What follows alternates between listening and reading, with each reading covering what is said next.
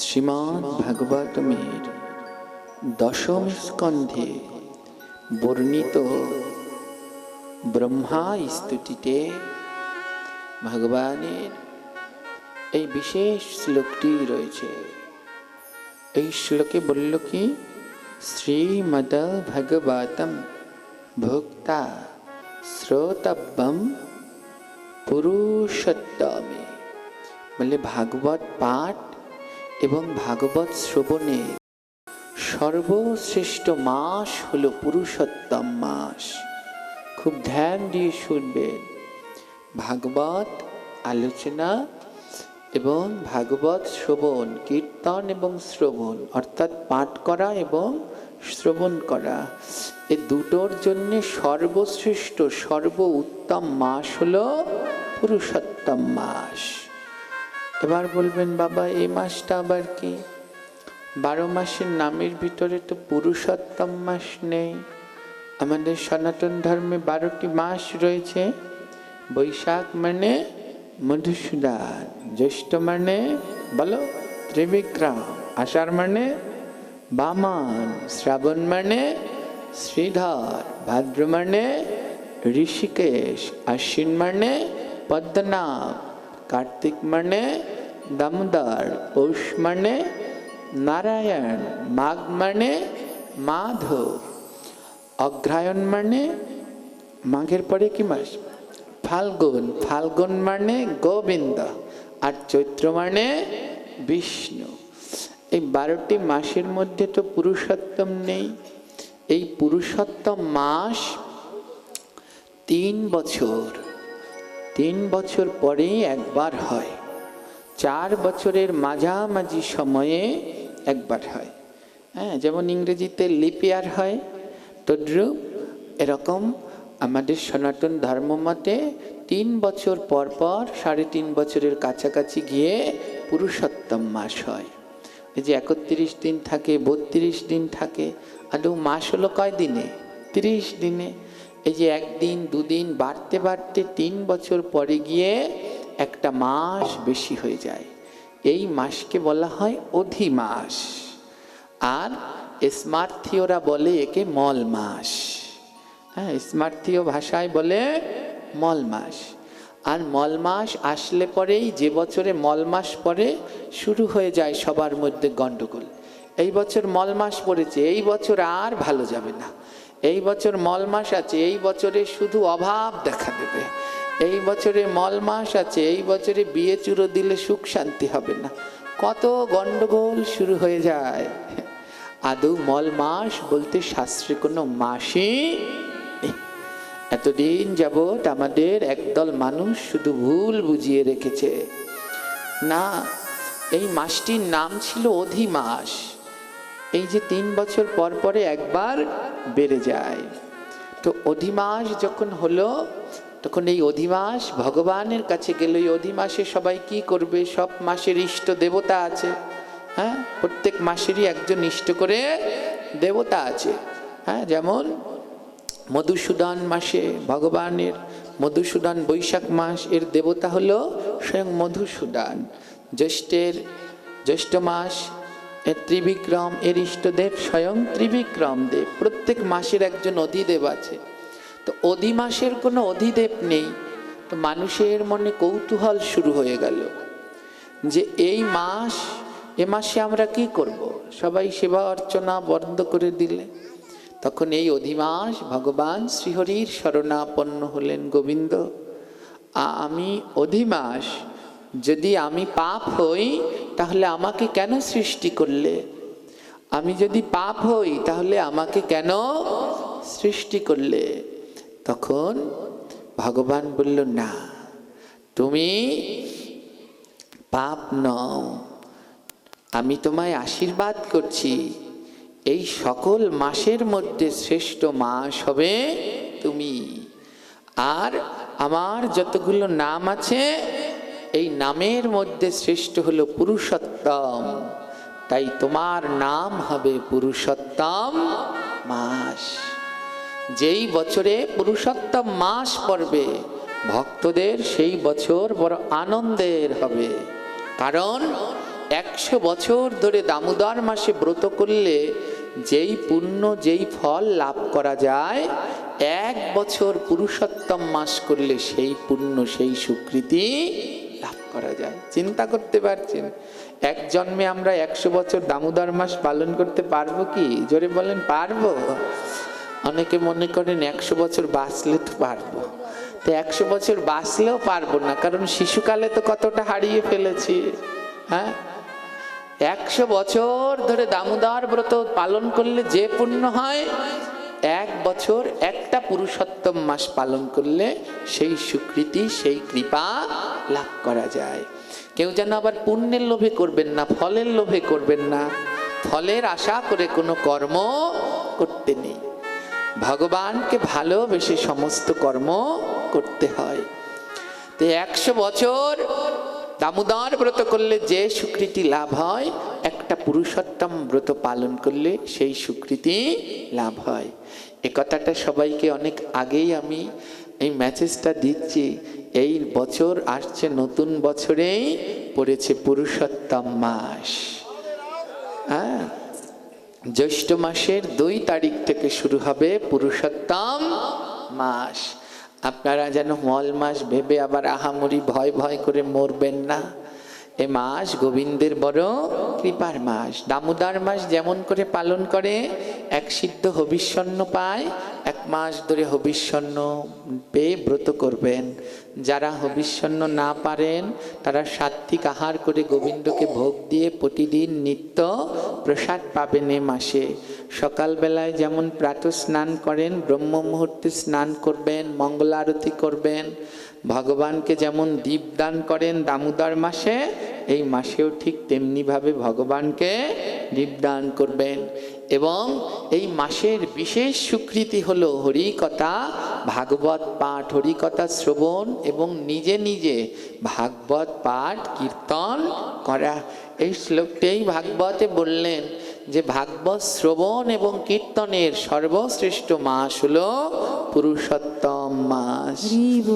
এই বছরে সেই পুরুষোত্তম মাস পড়ে গেছে, আর 2 মাসটা 3 মাস পরেই হয়ে যাবে সেই পুরুষোত্তম মাস।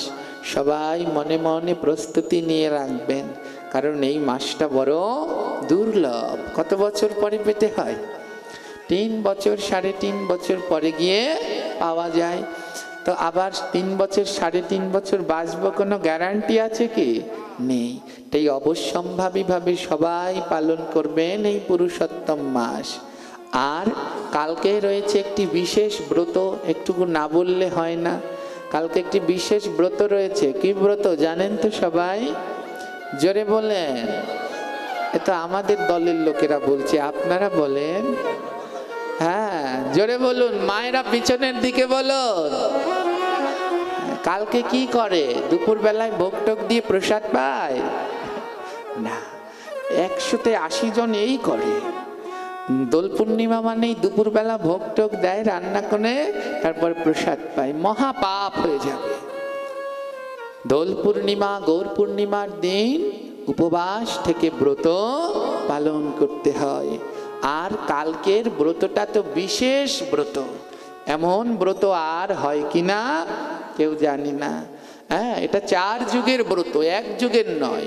সত্য যুগের নাম ছিল হোলি, ত্রেতা যুগের নাম ছিল ফাগুয়া, দাপর যুগের নাম ছিল দোল, আর কলি যুগের নাম হলো গৌর পূর্ণিমা। আসছে কালকে সেই গৌর পূর্ণিমা। এই গৌর পূর্ণিমার দিন মহাপ্রভু ধরাধামে অবতীর্ণ হয়েছেন। হ্যাঁ, তাই কালকে অবশ্যই সবাই উপবাস থাকবেন এবং ব্রত পালন করবেন। হ্যাঁ, যে যতটা সুন্দর পারেন, যে নির্জলা থাকতে পারেন সে নির্জলা থাকবেন, যে নির্জলা না পারেন সে জল ফল খাবেন, যে জল ফল না পারেন সে সাবু সবজি একাদশীর মতো এমনি প্রসাদ নিয়ে ব্রত করবেন, কিন্তু কেউ বন্ধ দিবেন না। যারা এখানে এসেছেন কেউ বন্ধ দিবেন না। বলে কেন বন্ধ দেব না কেন? এ বড় স্বীকৃতি।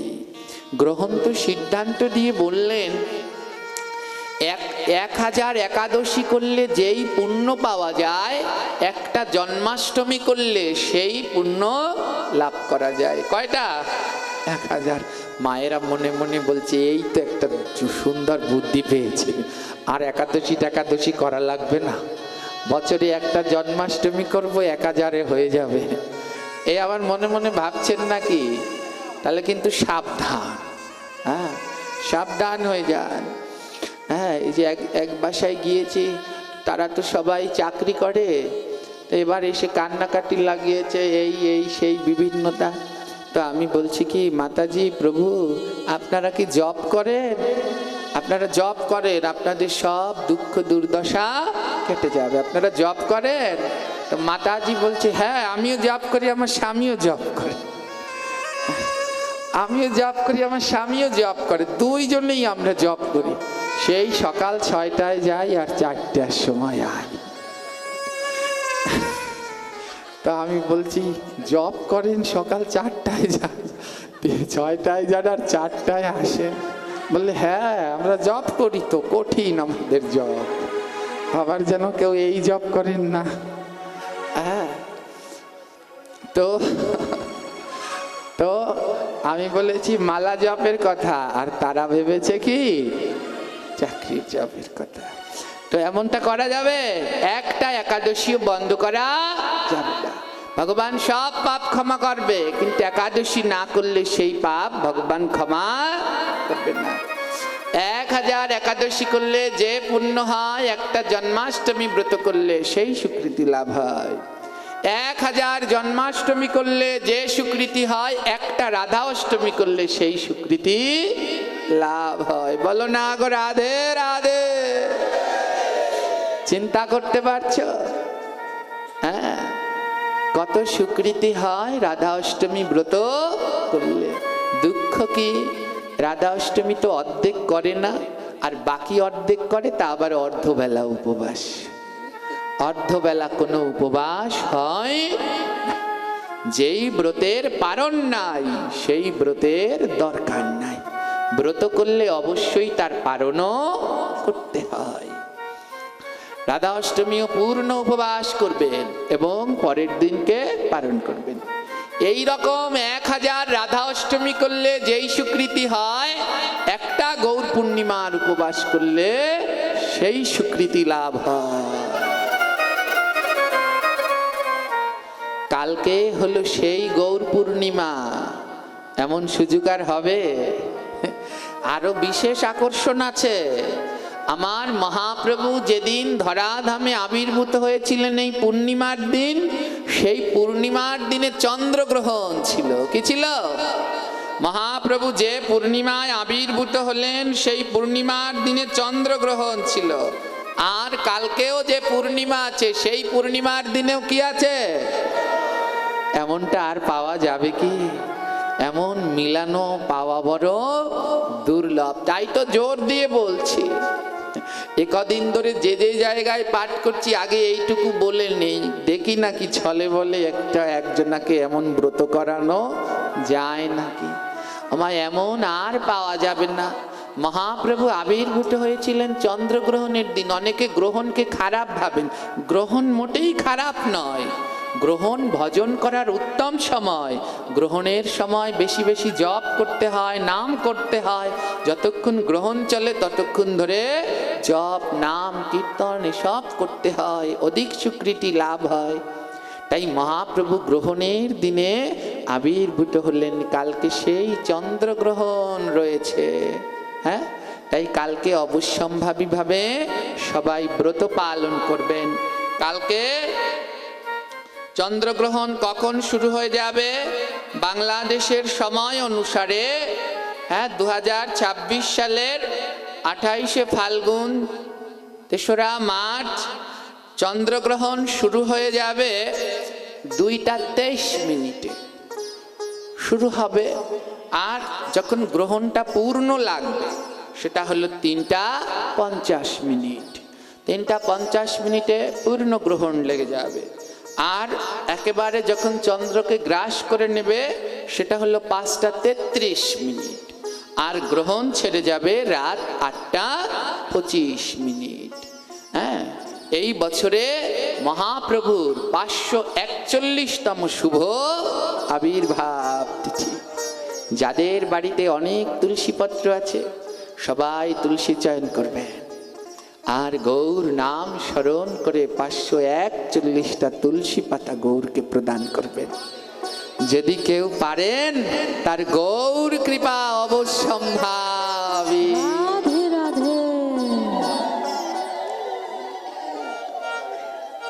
ধ্যান দিন, যেহেতু কালকে চন্দ্রগ্রহণ আছে তাই সূতক লেগে যাবে। চন্দ্রগ্রহণের 9 ঘন্টা আগে গোবিন্দের সেবা বন্ধ করতে হয়, সূতক লাগে 9 ঘন্টা আগে। তাই কালকে 6:50, সকাল 6:50 মধ্যে ভগবানের সেবা পূজা অর্চনা সমাপ্ত করতে হবে। কটা?